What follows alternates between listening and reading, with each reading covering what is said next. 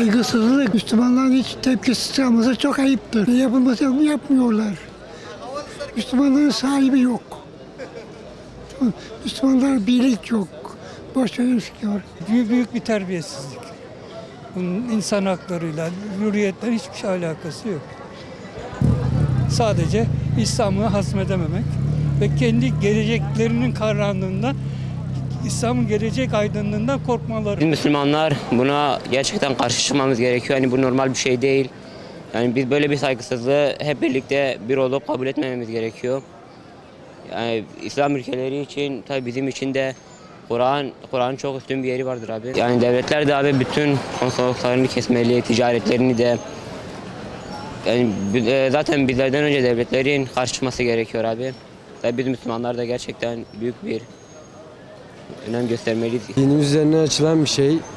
Yani kutsal bir kitabımız, yani savunmamaları şey oluyor. Yani devlet açısından da devletimiz de buna karşı çıkması lazım ama destek sağlıyorlar. Ben buna karşı geliyorum. Karşı gelmeleri lazım. Yani kendilerini duyurmaları lazım milletin.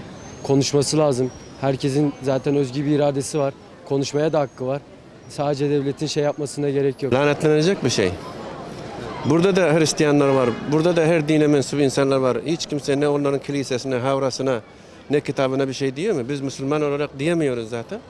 Onların yaptığı insanca bir şey değil. Gayri insani bir şey zaten. Müslümanların böyle tepki göstermesi lazım. Çerçeve içerisinde. Her türlü tepki göstermeleri lazım ama görseniz ki Müslüman ülkelerden ses çıkmıyor. Sadece halktan ses çıkıyor. Cumadan sonra çıkıp bir cılız kalıyor orada yani. Diyor ki bu basın özgürlüğü diye, bilmem düşünce özgürlüğü diye. Böyle özgürlük olabilir mi? İsveç'in içine varıp benim emniyetimi alın, ben İsveç bayrağını yakacağım diyse buna kimse izin verir mi orada bana? Bu insancıl bir şey olur mu? Bu nasıl hak olur? Ha kendi yaksa insancıl bir şey diyebilir o kendileri. Ben onunla da demiyorum ama onlar diyor ki bu onun düşüncesi diyor. Ama sen niye polisle onu koridor dış çevresini koruyup da polis himayesi altında yaptırıyorsun bunu? İşte bunlar böyle yani. Kur'an-ı Kerim'in yakılması bizim ciğerimizi yakıyor İslam ümmeti olarak. İslam'ı yaşayan insanlar olarak. Elimizden ne geliyor?